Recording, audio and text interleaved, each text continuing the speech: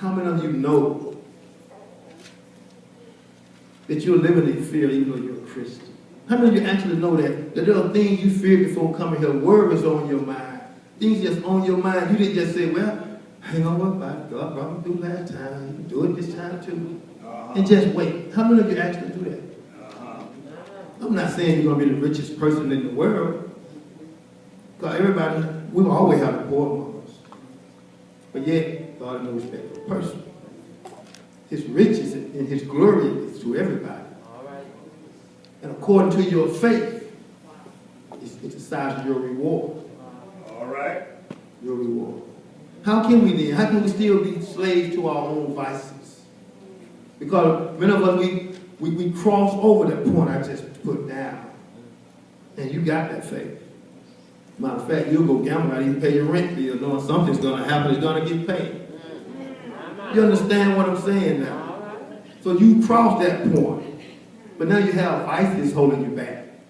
And the vices stem from your fears of not having enough. So that's why you gamble, you drink. I need to relax. I can't worry about all this. You need to go out and party because you're too stressed out. Yeah. But those fears you brought, which like Elder Servant we saying, you're pulling things behind you that's holding you back.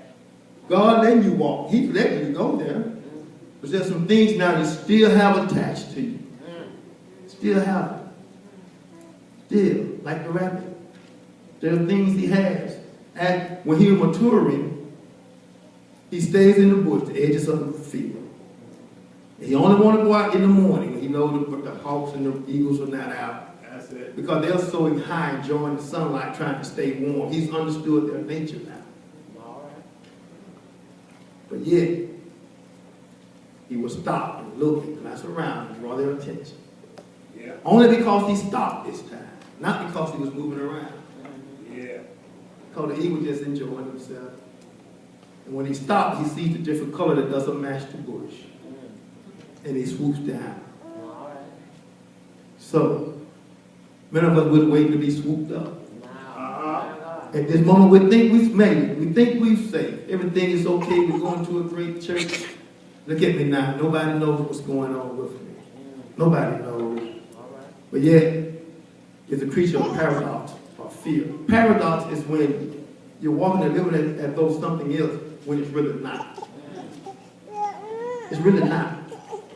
I mean, I look at it and say, everybody look great tonight. Give yourself a hand. You know, you believe it. Right away, you clap, and you know you're looking good. You check yourself out before you went out the door. That's the only way you went out. But yet, you know it's a lie. Because within you're not good. You're not feeling good. That's it. You know it's a lie. Anyway, y'all on speed and trying to get through with this. But has God not covered you enough so that you can cast all your fears upon him? As a new rabbi had learned to cast his fears aside, just as a Christian has to learn this. We have to. We just can't keep saying. Now, a lot of times, progress, it will take you away from the things you want to do. You may not be able to come to church. Maybe a job, but you don't have a job. I got mine because a man wanted to go to church. He missed too many days. I hate to say it. Well, he went on a weekday. But anyway, if God answers your prayers, you better walk in that answer. And he'll make a way. Yes, he will. He'll make a way. But while you're walking in what he's answered you for, that's a place for your testimony. People there must know how you got there. That is your church. All right. Many people would quit. Religious people would quit. They end up blaming God when they're down in the gutter again. Yeah. When he gave them a mission and a job at the same time. Yeah. But they don't understand that. So why can't we all learn to trust in the covenant that God has provided? Next Easter, when you see that big old chocolate rabbit, ask yourself, am I walking under the covenant of the foundation which Jesus laid for us? Ask yourself, because you're only going to see it during the resurrection season. Yeah. And don't listen to those who tell you just commercialism and it's paganism. Because God has placed it there for that season for a reason. All right. Don't give the devil credit for the things that God has done. All right. That's the wrong thing to do. You know, and once you become saved, once you walk in that faith, then God want to take you back to the book of Genesis. We say, be fruitful and multiply. Yeah. Because your nature will change. Old things will pass where you become a new creature. And that's why you have the eggs with the rabbit.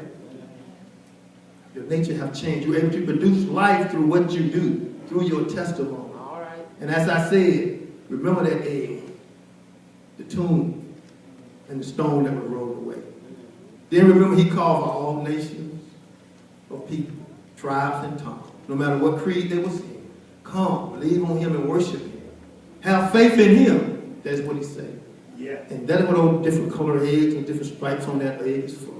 So now you have something to tell your children, to tell your boyfriends. Now you have an answer for those symbols, and you won't be complaining along with the others who was complaining, saying, I don't know why. All right. But there's a why, and there's a reason, and there's a God. Thank you for listening to my message.